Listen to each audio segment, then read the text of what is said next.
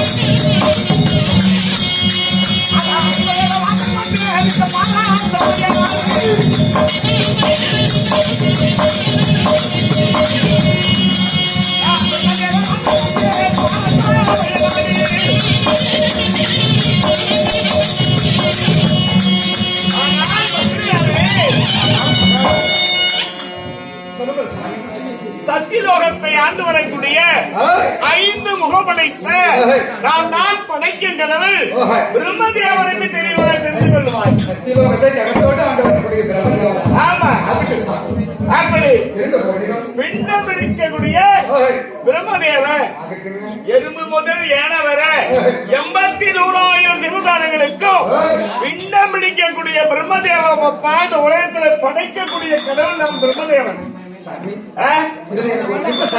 எப்படி என்னை படுத்தது யார்? ஒன்ன படுத்தது நான் தான். எங்க அம்மாவை படிச்சது நான் தான். எங்க பெரியம்மாவை படிச்சது அதுவும் நான் தான்மா.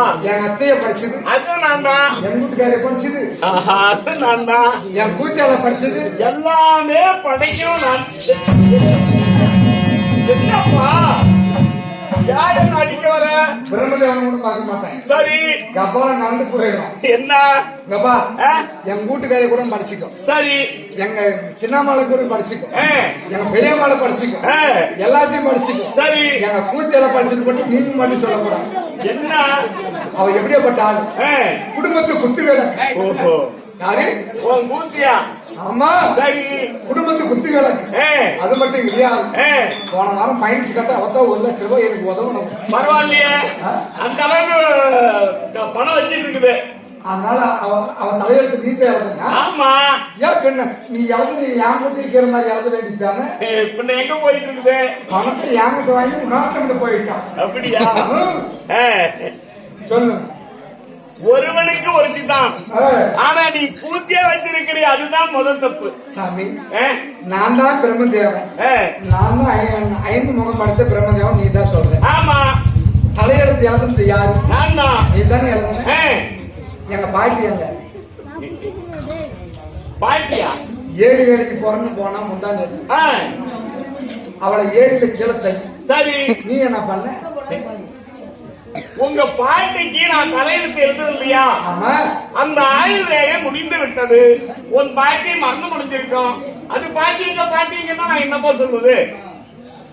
எங்க பாட்டி போனதுல இருந்து எங்க பாட்டு எங்க தாத்தா சரி அளந்த கண்ணீரோட ஏரியில விழுந்து செத்து போய்க்கல கொண்டாடி.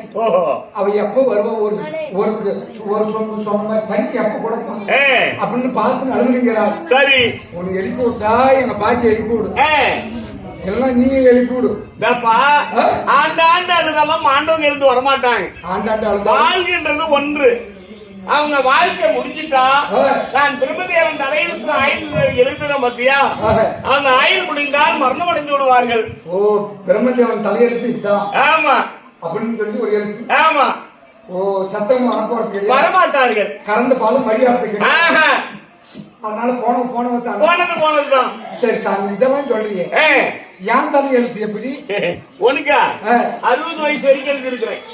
வரவங்கெல்லாம் அடி வாங்கி சாப்பிடுவோம். கோமாரி போட்டு வர்றவங்க கிட்ட எல்லாம் நீ அடி வாங்கி தான் சாகணும். 60 வயசுக்கு மேல நீ ஒரு நிமிஷம் கூட இருக்க முடியாது. அதுக்கப்புறம் ஓய்வு எடுத்து கொடுப்பியா? யாரு ஆண்டு அடித்து போயிரு அப்ப இருந்து ஓய்வு போங்கிற நீங்க அதுக்கும் இல்லையா? அப்புறம் எங்க வீட்டுக்காரி யாரு பாத்துக்குவா? அப்படியா? உங்க வீட்டுக்காரிக்கு நீ போனதுன்னு ஒரு 10 வருஷம் சேர்ந்திருக்காரு. ஐநூறு வந்து 70 வயசுக்கு எழுதிருக்கிறேன். அப்படி நான் கிடைக்கக்கூடிய பிரம்மதேவனாக இருந்தாலும் என்னை ஈண்டெடுத்த நான் ஒரு தாய் வயிற்றுல பிறந்தனா என்னுடைய பிறப்பின் ரகசியம் என்ன? நான் யாரால் உருவானவன்?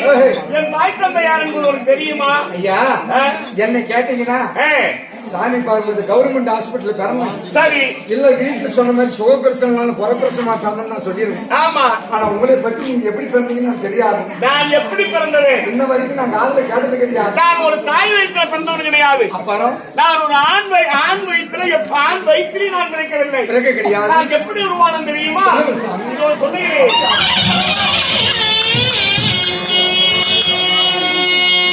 அதாவது அழகானீரில் பள்ளிகள் அதிமயில் என்ற தந்தை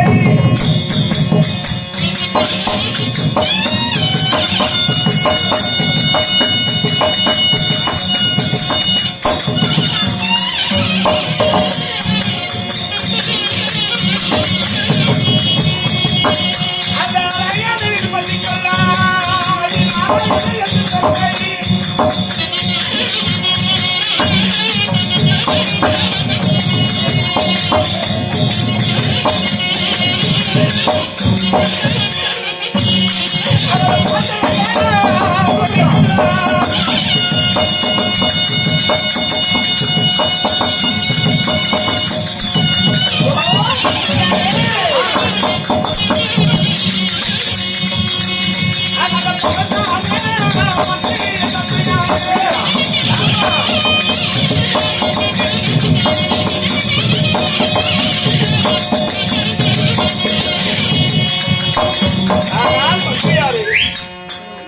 நாங்கள் தேவர்களோ மூவர்கள்.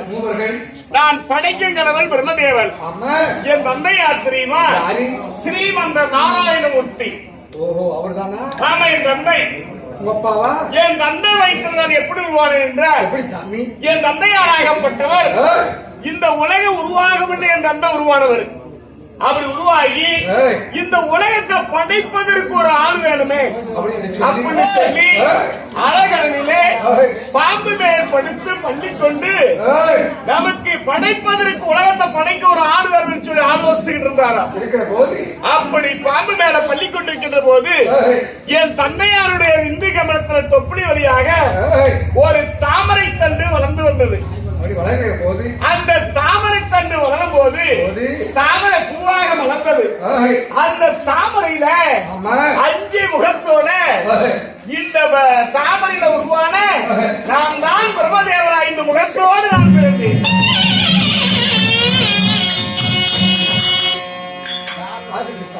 அப்படி ஸ்ரீமந்த நாராயணமூர்த்தியுடைய விந்தி கமலத்திலே தாமரை கூட உருவான நான் 5 முகத்தோடு பிறந்த பிரம்மதேவன். அப்படி பிரம்மனாக இருந்தாலும் அப்ப என் தந்தையார் என்ன பார்த்து சொல்றாரு, ஆனால் பிரம்மதேவா என்னால் உருவாகப்பட்டவன் இந்த அகிலத்துல நீ பிண்ட பிடிக்கணும் அப்படின்னு சொல்லி என்ன படைப்பதற்காக என்ன தொழில் கொடுத்திருக்காங்க. அப்படி நான் படைக்க கடவுளாக இருந்தாலும் என்னுடைய மாமா யார் தெரியுமா? வெள்ளிங்கிரி ஆண்டு வரைக்கூடிய முக்கண்டவராகிய பரமேஸ்வரன். அவர்தான் படி அழைக்கக்கூடிய கடவுள். ஆமா எங்க மாமா படி அழைக்கிற வேலை, நான் படைக்கிற வேலை, பிண்டமணிக்கு படைக்கிற வேலை. என்னுடைய தந்தையார் படைத்தல், அழித்தல், காத்தல் 3 நிறைந்த ஸ்ரீமந்த நாராயணமூர்த்தி.